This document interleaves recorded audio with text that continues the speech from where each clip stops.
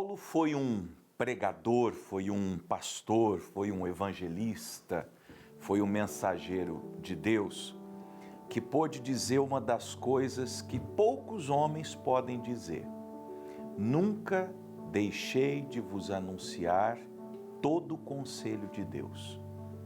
Será que você, meu colega pastor, pode dizer isso? Nunca deixei de vos anunciar todo o conselho de Deus. O que ele estava dizendo era: eu falei tudo que concerne, tudo que se refere à Bíblia, às Escrituras, ao Evangelho, a Deus. Eu não omiti de vocês nenhuma informação. Eu falei o que tinha de ser dito. Eu anunciei o que tinha que ser anunciado. E por que existe hoje esse hábito de esconder a palavra de Deus, de não dar às pessoas todo o conselho de Deus?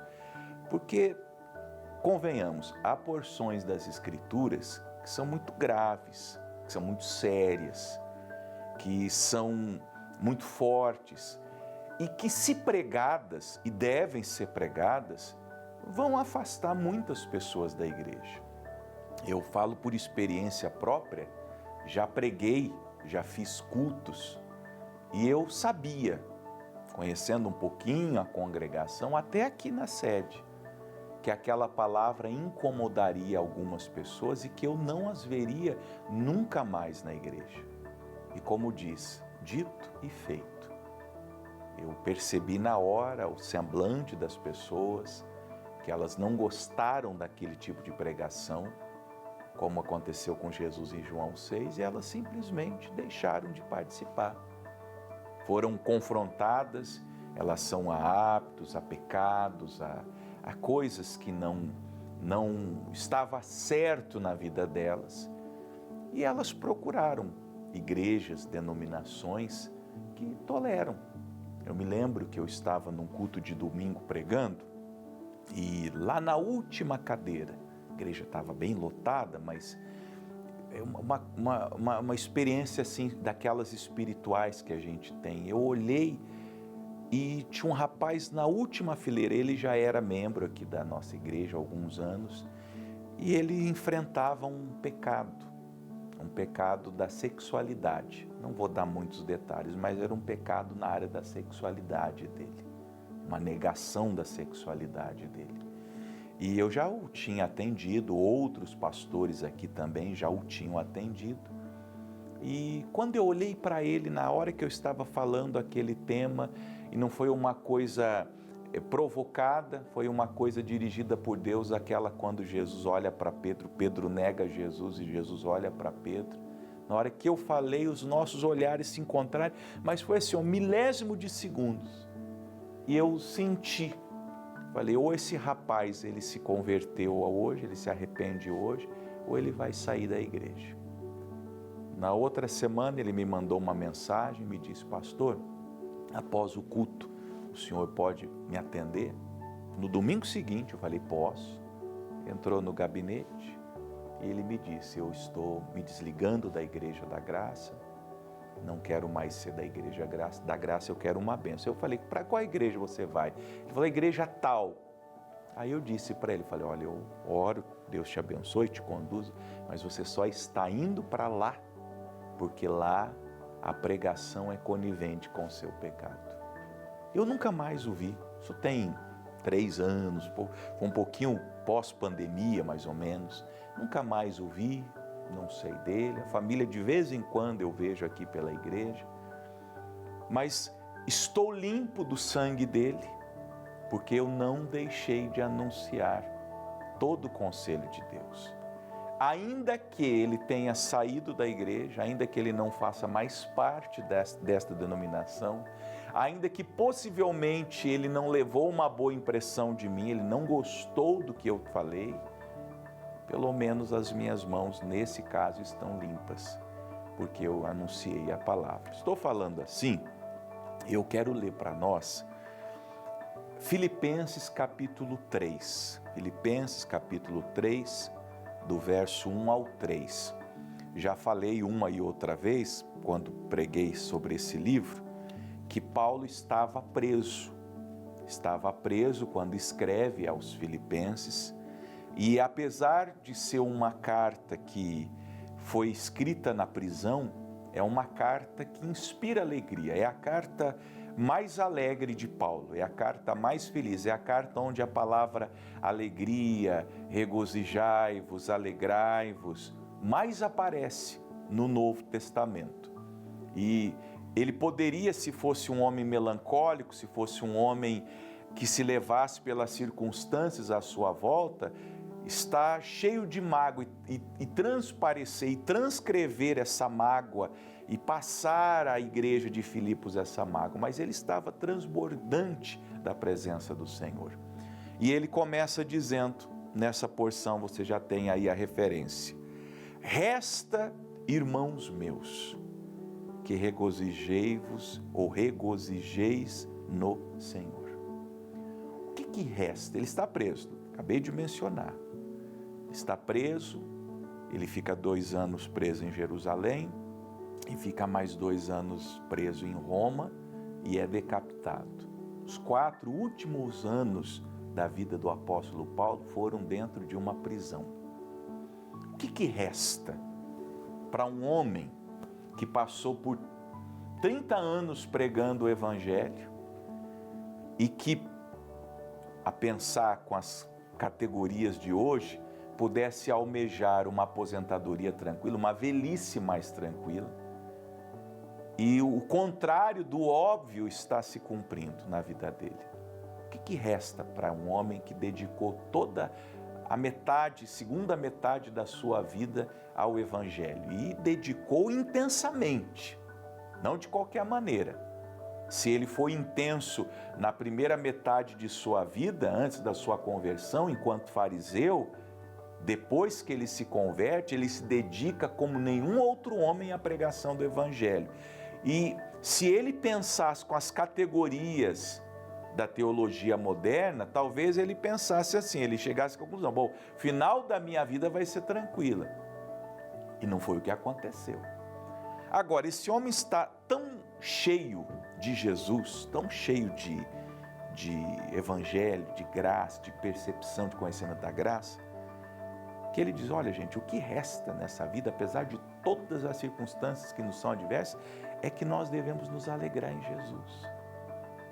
E eu lhe pergunto, porque eu me perguntei nessa madrugada: eu sou feliz com Jesus, a despeito de tudo que esteja me acontecendo?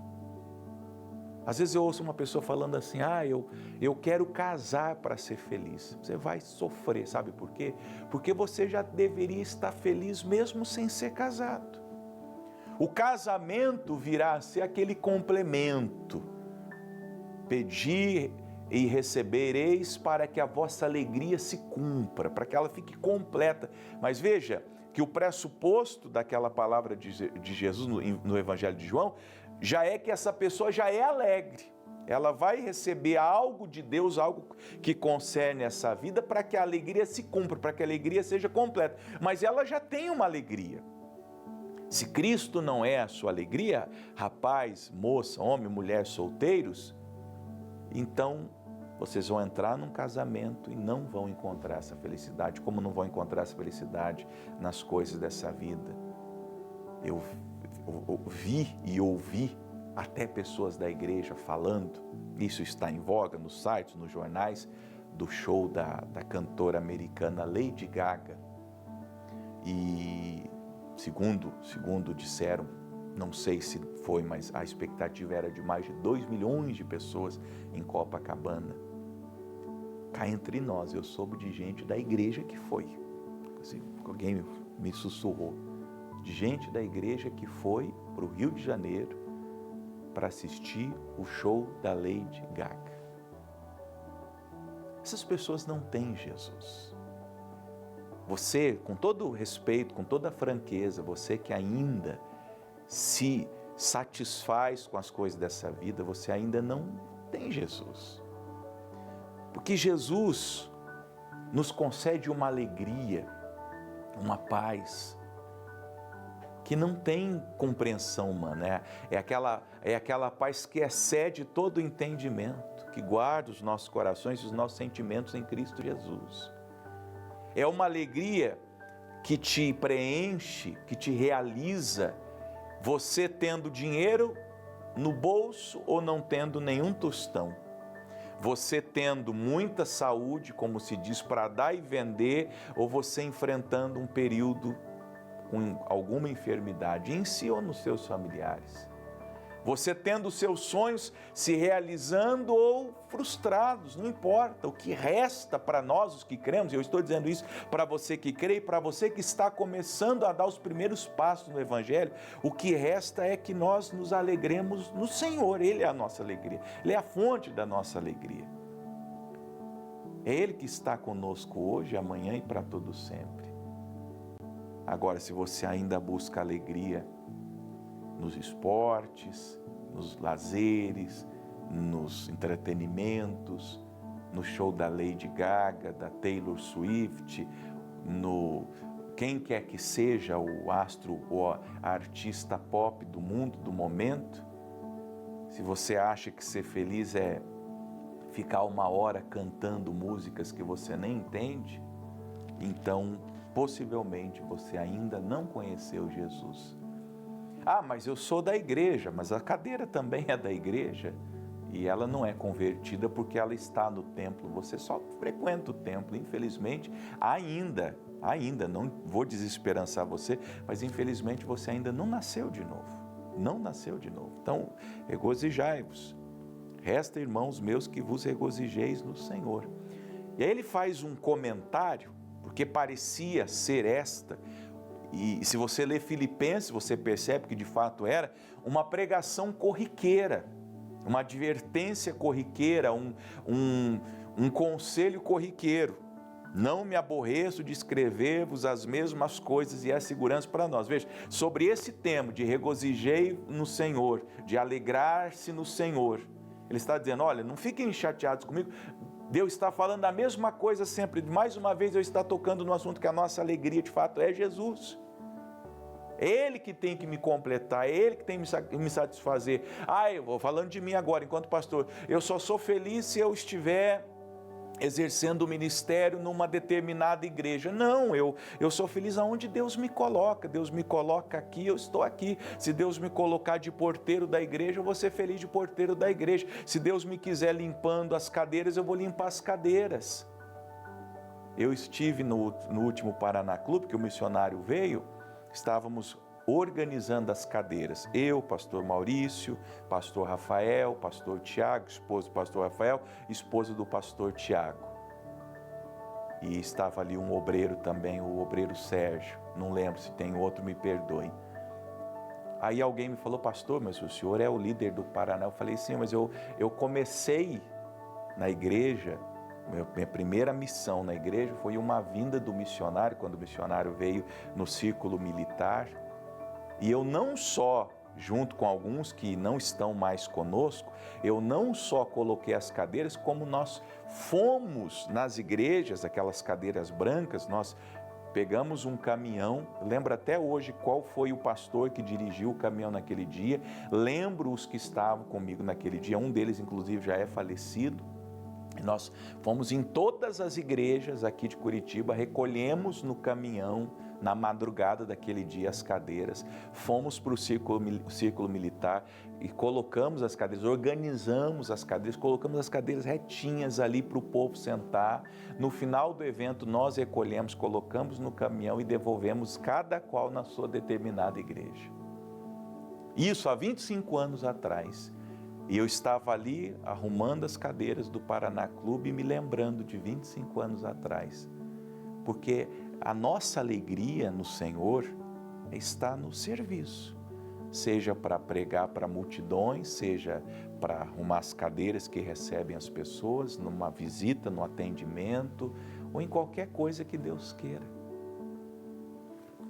Agora, como eu disse, Paulo dava todo o conselho de Deus. Esse tipo de mensagem não é pregada mais. Que tipo de mensagem é pregada? Você é um campeão. Tem lugar que não é mais para você. Como assim? todo lugar que eu estiver com Deus é o meu lugar. O centro da vontade de Deus, do plano de Deus é o meu lugar. Aonde Deus me planta, é ali que eu vou dar fruto. É assim que tem que ser na minha e na sua vida. Aí o Paulo, porque sabia que aquela pregação não era uma pregação bem-vinda, mesmo entre os filipenses, ele quis vacinar os filipenses, ele diz assim, guardai-vos dos cães, guardai-vos dos maus obreiros, guardai-vos da circuncisão. Você percebe o elo que há no pensamento dele?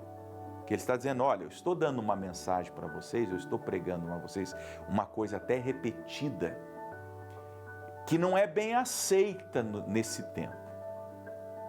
Vão dizer, não, você não tem que se alegrar, você não pode aceitar a sua situação, você tem que se revoltar com a sua situação. Paulo está dizendo, olha, alegre-se apesar da situação que você esteja, seja feliz. O que resta é que você se regozije no Senhor. E eu não me aborreço em escrever para vocês as mesmas coisas, estou repetindo isso. Eu quero que vocês sejam felizes apesar da circunstância presente, desse tempo, dessa luta, dessa dificuldade que você está enfrentando. Agora, tomem cuidado, porque os maus obreiros, os da circuncisão, ou esses que ele chama de cães, tentarão atrapalhar você. E sabe de quem que ele está falando? Vamos no profeta Isaías, capítulo 56. Ele está, na verdade, remetendo a uma advertência que o profeta Isaías havia dado. 56, versículo 10 ao 12. Olha que palavra, gente. E você vai ver quem são esses cães. Isaías 56, do 10 ao 12, já vai aparecer no rodapé. Todos os seus atalaias, o profeta Isaías estava dizendo, são cegos e nada sabem. Ele estava falando dos pastores da época dele, já vai ver que era dos pastores, dos pregadores. Esses atalaias, o atalaia era um ofício militar, naquele tempo das grandes guerras, das grandes cruzadas, que um império tentava destruir o outro. As cidades tinham as torres altíssimas, ficavam em pontos estratégicos ao redor do país ou da cidade, e os atalaias eram postos ali em escalas, em turnos, para ficarem vigiando. Se lá longe eles vissem um exército se aproximando, eles tocavam a trombeta para o povo aqui na cidade poder se preparar para se defender. Era um sinal de que a guerra estava chegando. Tudo que um atalaia não podia ser era cego. Se ele fosse cego, como que ele ia ver o inimigo chegando? Então, o profeta diz, olha, os atalaias de vocês, os atalaias espirituais, os que tinham que ter visão das coisas de Deus, da palavra, eles são cegos. E não era que um era cego, todos eram cegos. Era um tempo difícil ali na religiosidade do país, e o profeta falou, todos os seus atalaias são cegos e não sabem nada. São cegos e não sabem nada. Todos são cães mudos, que não podem ladrar, no mesmo princípio, não é? Quem já morou em propriedade, quem já morou no sítio, você tem lá um cachorro, não é nem para ele atacar o bandido, é para ele latir. Se o cachorro latir à noite, você já diz, opa, tem alguma coisa estranha, o cachorro está latindo, está ladrando. E esses cães não ladravam, eles não anunciavam o perigo. Eles não anunciam o mal que estava, só falam de coisa boa, mas o mal eles não anunciam. Andam adormecidos, veja, ele está falando de pastores, você já vai entender. Estão deitados e amam o tosquenejar. Espiritualmente falando, são cegos, não servem para aquilo que deveriam, estão adormecidos, deitados e amam tosquenejar. Não só isso, piora, versículo 11, e estes cães são gulosos, não se podem fartar. São cães gulosos. Eles só querem encher o ventre, só querem surrupiar, enganar as pessoas. É a pastorada, é a cantorada gospel cobrando ingresso de vocês. E me admira que você ainda pague ingresso. Nem a Lady Gaga cobra. Ela veio aqui no Brasil e não cobrou. E você paga para ouvir pastor e cantor. Que vergonha você deveria sentir de si próprio. Porque estes são cães gulosos. Só querem seu dinheiro. Aí olha o que ele fala. E eles são pastores que nada compreendem. Esses são os cães, são pastores que nada compreendem. Todos eles se tornam para o seu caminho, cada um para a sua ganância e cada um por sua parte. Não tem nenhum cuidado com as ovelhas, com o povo de Deus, não estão preocupados se você vai morrer e vai para o inferno. Sabe quem é o bom pastor? É aquele que tem coragem de dizer que você está indo para o inferno a passos largos. Que se você não se arrepender dos seus maus caminhos, você se perderá para sempre. Esse é o bom pastor. Quem dera todas as igrejas evangélicas, todas as denominações tivessem os pastores que se levantassem aos domingos nos seus púlpitos e pregassem todo o conselho de Deus. E anunciassem com autoridade e poder a palavra e apontassem os erros. Eu quero mais ser confrontado. Eu quero mais que o meu pastor me pregue e me fale as coisas que eu preciso ouvir.